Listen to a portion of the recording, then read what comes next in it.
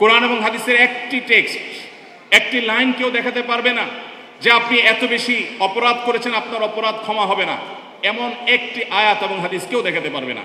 বরং আপনি যদি সিদ্ধান্ত গ্রহণ করেন যে আপনার রুট চেঞ্জ করবেন, আল্লাহ আপনার গুনাহকে মাফ করবেন। এরপরও যদি কেউ আল্লাহর রহমতের ছায়াতলে আসতে বিলম্ব করে, কেউ দেরি করে, কেউ যদি না আসে, তার চাইতে হতভাগা, তার চাইতে কপাল পড়া দুর্ভাগার কেউ হতে পারে না। আমি যা করেছি তা ভুল, এবং আমি আন্তরিকভাবে তওবা করি এবং আল্লাহর কাছে ক্ষমা চাই, কিন্তু কিছু সময় পর আমি আবার একই ভুলে পতিত হই। এরপর দোষবোধ ও আল্লাহ থেকে বিচ্ছিন্নতা অনুভূত হয়। আমি কিভাবে চক্র ভাঙতে পারি এবং সত্যিকারে নিজেকে নিয়ন্ত্রণ করতে পারি যাতে একই পাপ বারবার না করি? এই প্রশ্ন আমার মনে হয় আমাদের কম বেশি সবারই। কি বলেন, এই প্রশ্নের বাইরে কেউ আছেন? আমরা কি কেউ গুনাহমুক্ত আছি? আমরা কি কেউ পাপমুক্ত আছি? প্রতি মুহূর্তে আমাদের গুনাহ হচ্ছে। যিনি প্রশ্ন করেছেন আমি তাকে অ্যাপ্রিসিয়েট করছি, কারণ ভরসা পেতে নিজেকে হতে হয় পাতের মতো দৃঢ়, ঠিক যেমনটা জেরুসালেম। একজন মানুষ গুনাহে লিপ্ত হওয়ার পর তার মধ্যে যে অপরাধ বোধ জাগ্রত হয়, তার মধ্যে যে আল্লাহর সামনে জবাবদিহি করার বোধ জাগ্রত হয়, এটাই হলো মানুষের জীবনের সবচেয়ে বড় মূল্যবান সম্পদ। একজন ইমানদারের জীবনের সবচেয়ে ভালো জিনিস হলো এটি। এই অনুশোচনা, এটাই হলো তওবার মূল সূত্র।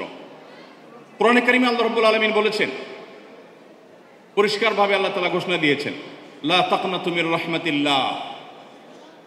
আমাদের অনেক তরুণ বন্ধুরা আছেন, জীবনে অনেক পাপাচার করেছেন, অনেক ব্যভিচারে লিপ্ত হয়েছেন, মাদকে হাত বাড়িয়েছেন, অনেক অন্যায় করেছেন, অনেক নামাজ নষ্ট করেছেন, অনেক জেনা করেছেন, অনেক চোখের গুনাহ করেছেন, মনের গুনাহ করেছেন, আল্লাহর সাথে সম্পর্ককে অনেক দূরে ঠেলে দিয়েছেন, শয়তানকে খুশি করে ফেলেছেন। তিনি অনুভব করছেন তিনি আল্লাহর রহমত থেকে অনেক দূরে সরে গেছেন, যেমনটি প্রশ্নকর্তা লিখেছেন। প্রিয় ভাইরা আমার, একজন মুসলমান হিসেবে আমাদের জন্য সবচেয়ে বড় প্রাউড করার, গর্ব করবার মতো একটা জিনিস হলো আল্লাহ রাব্বুল আলামিন আমাদের জন্য ক্ষমার দুয়ারকে ওপেন করে রেখেছেন। আল্লাহ রাব্বুল আলামিন ক্ষমার দরজাকে আল্লাহ তাআলা এতটা খুলে রেখেছেন, নবী করিম সাল্লাল্লাহু আলাইহি সাল্লাম বলেছেন, কোনো মানুষ ঠিক জীবন সায়ান্নে যখন মৃত্যু শয্যায় শায়িত, যখন তিনি তার মৃত্যু নিশ্চিত জেনেছেন, ঠিক সেই মুহূর্তটির আগ মুহূর্ত পর্যন্ত তার জীবনের যে কোনো বাঁকে বাঁকে, যে কোনো মোড়ে, যে কোনো গতিপথে, যে কোনো গলিতে, যে কোনো পর্যায়ে, যে কোনো স্টপেজে দাঁড়িয়ে যদি মানুষ সিদ্ধান্ত নেয় আমি আর জাহান্নামের পথে ছাড়ব না, আমি জান্নাতের পথে যাব, নবী করিম সাল্লাল্লাহু আলাইহি সাল্লাম পরিষ্কার ঘোষণা দিয়েছেন আল্লাহ রাব্বুল আলামিন সমস্ত গুনাহ মাফ করে দিবেন। প্রিয় ভাইরা আমার, একটি ধারণা আমাদের অনেকের কাছেই হয়তো পরিষ্কার নয়, সেটা হলো ইসলামে এমন কোনো অপরাধ নাই, এমন কোনো পাপ নাই, এমন কোনো গুনাহ নাই, এমন কোনো খারাপ কাজ নাই যে কাজ মানুষ পরিহার করবার সংকল্প করার পর আল্লাহর পথে, জান্নাতের পথে ফিরে আসার সিদ্ধান্ত গ্রহণ করে আর আল্লাহ তাআলা সেটা ক্ষমা করেন না। ক্ষমার অযোগ্য পাপ বলতে আল্লাহর কাছে কোনো অপরাধ নাই। প্রিয় ভাইরা আমার, পৃথিবীতে প্রচলিত যে ধর্মগুলো আছে, কোনো কোনো ধর্মের মানুষ মনে করে মানুষ যত পাপ করুক কোনো অসুবিধা নাই, সেই ধর্মের নবী সমস্ত পাপ সবগুলো আল্লাহর কাছ থেকে মোচন করিয়ে নেবেন, ফলে তাদের কোনো তওবা করতে হয় না।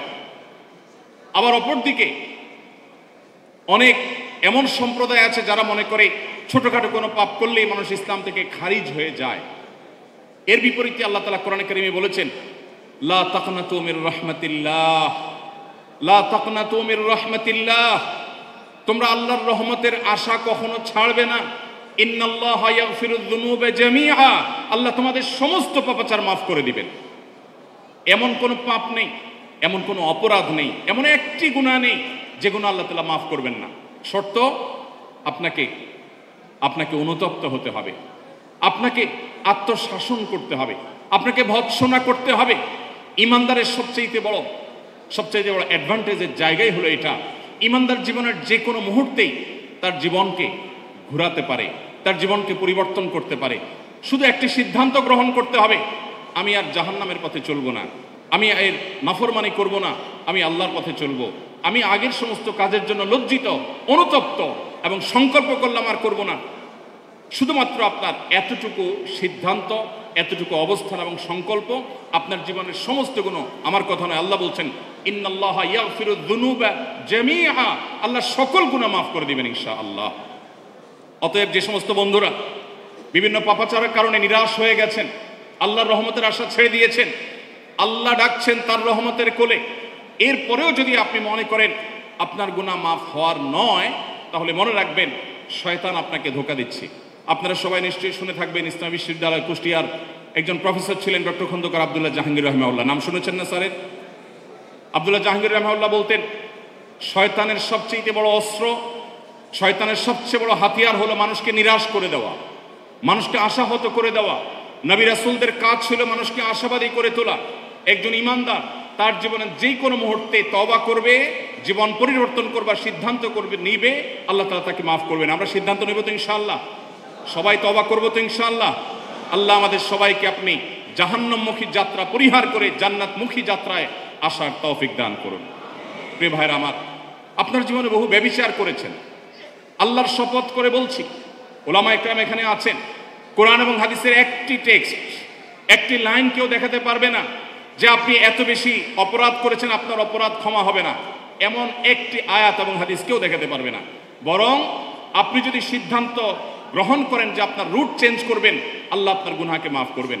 এরপরও যদি কেউ আল্লাহর রহমতের ছায়াতলে আসতে বিলম্ব করে, কেউ দেরি করে, কেউ যদি না আসে, তার চাইতে হতভাগা, তার চাইতে কপাল পড়া দুর্ভাগার কেউ হতে পারে না। রব্বে কারীমের কাছে দোয়া করি, আল্লাহ আপনি আমাদের সবাইকে তওবা করে আপনার জান্নাতের পথে, কোরআন এবং হাদিসের পথে একজন খাঁটি মুসলিম হওয়ার জন্য আমাদের সবাইকে আসার তৌফিক দান করুন।